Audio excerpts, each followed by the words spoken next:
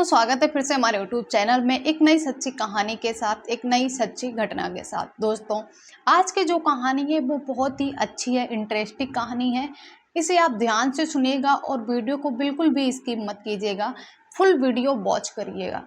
दोस्तों एक लड़की होती है जो किसी शोरूम में जॉब कर रही होती है और वो लड़की इतनी अच्छी थी, बहुत ही ज़्यादा सुंदर थी और एकदम लोग उसे पसंद कर लेते थे। तभी अचानक ही उस लड़की पे उसके मालिक के बेटे का दिल आ जाता है और वो उसे प्यार करने लगता है। प्यार करता है, इसके बाद उससे शादी करता है।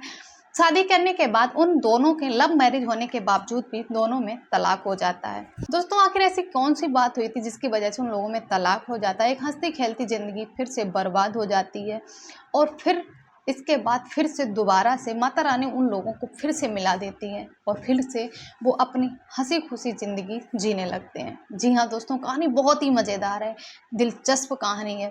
तो फुल वीडियो वॉच करना, वीडियो को बिल्कुल भी स्किप मत करना, बने रहिए वीडियो में और बताते हैं कि आखिर इस कहानी में ऐसा क्या है। दोस्तों एक मिडिल क्लास फैमिली की लड़की थी जो एक कपड़े के शोरूम में काम करती थी। बहुत ही बड़ा शोरूम था और वो बहुत ही ईमानदारी से, बहुत ही अच्छे से काम किया करती थी। तभी उसे जो भी देखता था वो उस पर फिदा हो जाता था। वो जो लड़की थी वो भगवान देवी देवताओं पे कुछ ज़्यादा ही भरोसा करती थी। उसका अगर कोई भी काम बिगड़ रहा होता हो या फिर बन नहीं रहा होता या बनवाना चाहती थी तो वो 2-4 व्रत रख लेती थी और उसका काम बन जाता था। जी हाँ दोस्तों, वो ऐसी ही कुछ लड़की थी और बहुत ही अच्छी, बहुत ही सुंदर वो लड़की थी। दोस्तों उसके घर में सिर्फ उसके माता पिता के अलावा और कोई भी नहीं था। माता पिता बुजुर्ग हो चुके थे। तो वो लड़की थी, वो एक शोरूम में काम करती थी। लोग आते थे उसे देख के बहुत ही खुश हो जाते थे और वो लड़की स्वभाव की इतनी अच्छी थी और चेहरे से तो बहुत ही ज़्यादा सुंदर थी। दोस्तों इसके बाद वो जब भी कभी भी वो दुकान पे नहीं आती थी तो वो जो मालिक का लड़का था वो हमेशा एक ही बात कहता कि सोनम अगर तुम नहीं आती हो तो मेरा दिल नहीं लगता है, जब तुम आती हो तो मेरा दिन बहुत अच्छा जाता है। दोस्तों वे सुनती है, तुम शर्मा के मुस्कुराने लगते हो, कहती है ऐसा क्या है। दोस्तों वो जानती थी कि कहाँ हम और कहाँ ये मालिक का बेटा, हम लोगों का साथ कभी नहीं हो सकता है। तभी वो मन ही मन में माता रानी से प्रार्थना करती है और कहती है कि माता रानी कुछ ऐसा चमत्कार कर दो जो मेरी इससे शादी हो जाए। मैं इसे बहुत पसंद करती हूँ, पता नहीं ये मुझे पसंद करता है या नहीं, लेकिन मैं इसे बहुत पसंद करती हूँ। कुछ ऐसा कर दो जिससे हम दोनों की शादी हो जाए और इसके लिए मैं तुम्हारे लिए व्रत रखूँगी। और वो उस लड़की के लिए व्रत रखती है और कुछ ही समय के बाद वो लड़का उस लड़की को प्रपोज कर देता है। तभी एक दिन लड़की आती है शोरूम में और वो अपना काम कर रही, तभी लड़का आता है, कहता है सोनम हम तुमसे कुछ बात कहें, बुरा नहीं मानना। तो कहती है नहीं बोलिए, क्या बात बोलना चाहती हो। तभी वो लड़का कहता है कि हम तुमको बहुत ज़्यादा पसंद करते हैं, मुझे मैं आपको बहुत ज़्यादा प्यार करता हूँ, क्या तुम मुझसे शादी करोगी। लड़की जब ये बात सुनती है तो बहुत ही अंदर खुश हो जाती है और माता रानी का धन्यवाद भी बोलती कि जो उसने मांगा था वो आज खुद उसके पास चल के आ रहा है।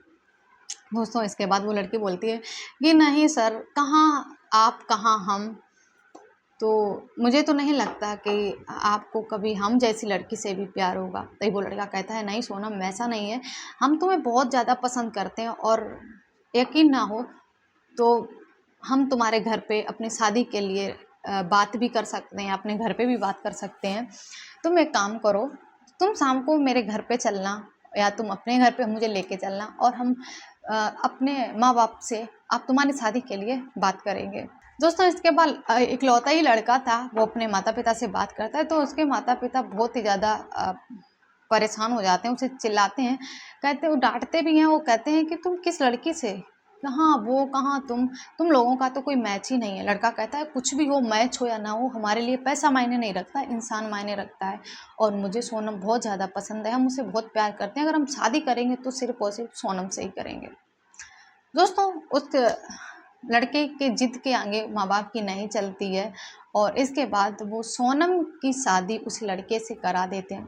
दोनों की धूमधाम से शादी होती है, लेकिन जब शादी होने से पहले जब वो व्रत रखी तो वो एक मन्नत मांगी थी कि अगर उसकी शादी उस लड़के से हो जाएगी तो वो वैष्णो देवी जरूर जाएगी।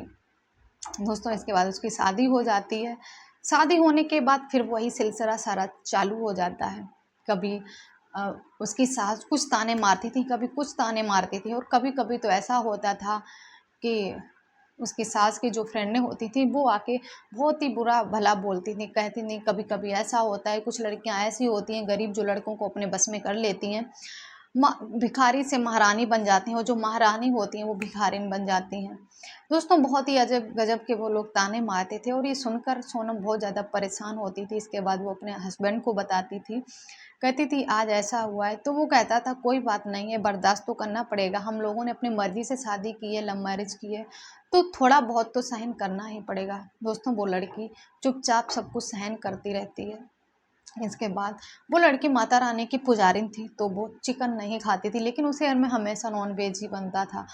तो वो जो लड़का होता है वो भी एक दिन उस पर बहुत ज़्यादा चिल्लाने लगता है, कहता है तुम किस टाइप की लड़की हो, तुम्हारे जैसी तुम हो, उस टाइप की लड़कियों को आज के ज़माने में पागल मानते हैं।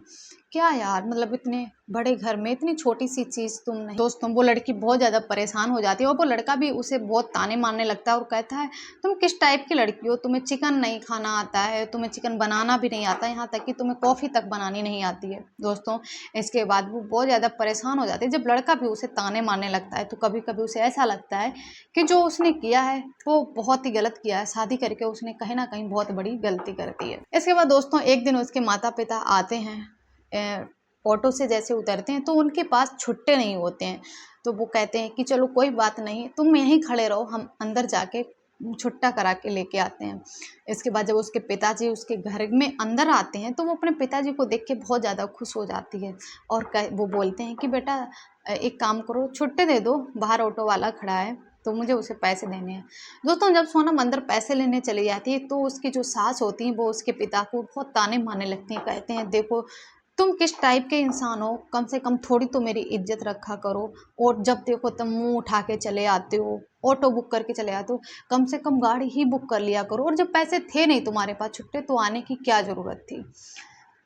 दोस्तों तब तक सोनम अंदर से बाहर आ जाती है, और उसे देखते ही उसके पिता बोलते हैं बेटा कोई बात नहीं, तुम पैसे रख लो, मैं जा रहा हूँ, मैं कहीं ना कहीं से उसे छुट्टे करा के दे दूँगा।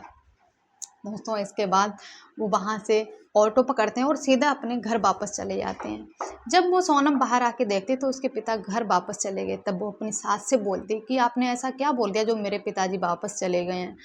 तो उसकी सास बोलती कि मैंने क्या बोल दिया, तुझे ज़्यादा बुरा लग गया है तो तू फ़ोन करके पूछ ले, और मैं क्यों कुछ बोलूँगी, मैं तो जो भी बोली हूँ सच ही बोली हूँ।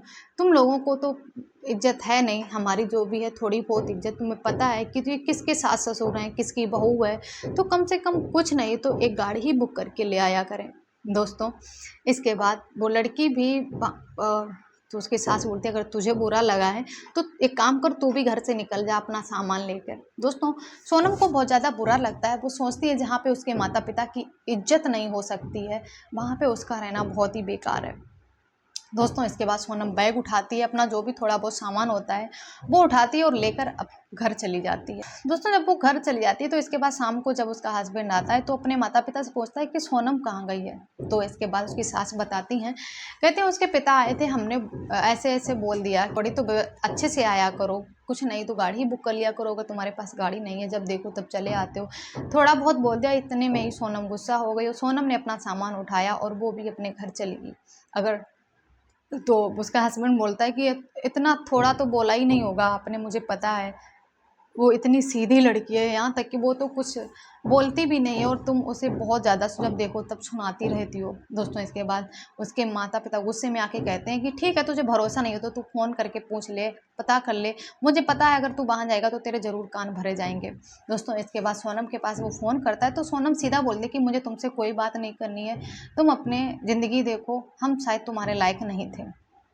दोस्तों इसके बाद दोनों में तलाक हो जाता है, और जब तलाक हो जाता है तो सोनम फिर दूसरे उसके माता पिता बीमार रहने लगते हैं तो सोनम फिर से दूसरी किसी दुकान पे जॉब करने लगती है।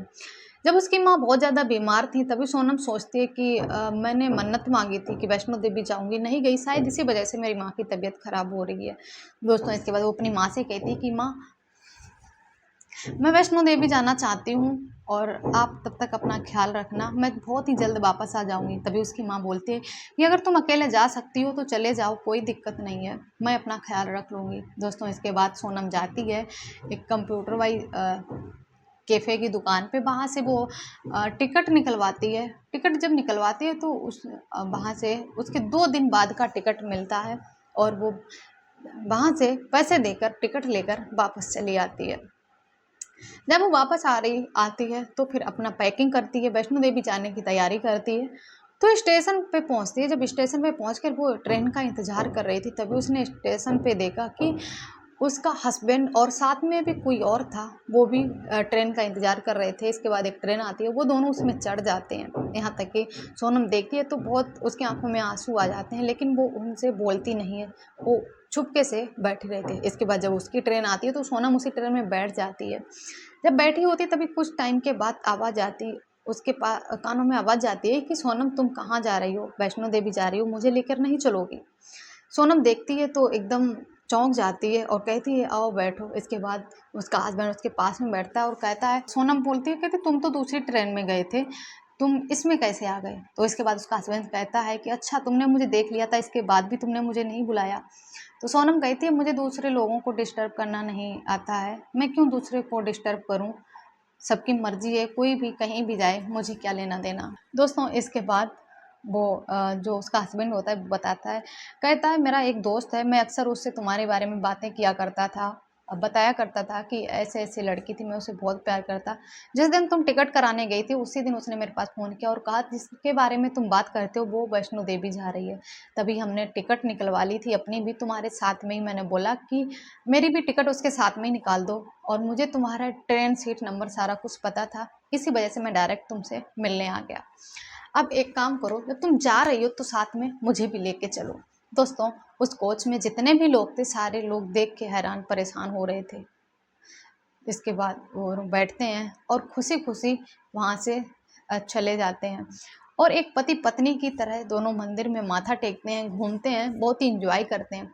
इंजॉय करने के बाद वो उस सोनम से माफ़ी मांगते हैं, कहते हैं मुझे माफ़ कर दो और फिर से तुम मेरी ज़िंदगी में वापस आ जाओ। दोस्तों उसका हस्बैंड जाता है सोनम के घर, उसके माता पिता से माफ़ी मांगता है और सोनम को वापस लेके अपने घर आ जाता है। इसके बाद अपने उसके जो सोनम के जो सास ससुर थे वो भी सोनम से माफ़ी मांगते हैं और वो समझ जाते हैं कि मेरा बेटा इसके बिना नहीं रह सकता, इसकी दुनिया ही सोनम है। दोस्तों इसके बाद फिर से परिवार दोबारा से हंसी खुशी रहने लगता है। दोस्तों आज के ज़माने में क्या ऐसे भी लोग हैं जो बिछड़ के भी मिल जाते हैं? कमेंट सेक्शन में ज़रूर बताना वीडियो कैसा लगा है। वीडियो को लाइक कमेंट शेयर कर देना एंड चैनल को सब्सक्राइब जरूर कर देना। इसी के साथ मिलते हैं नेक्स्ट वीडियो में, तब तक के लिए धन्यवाद।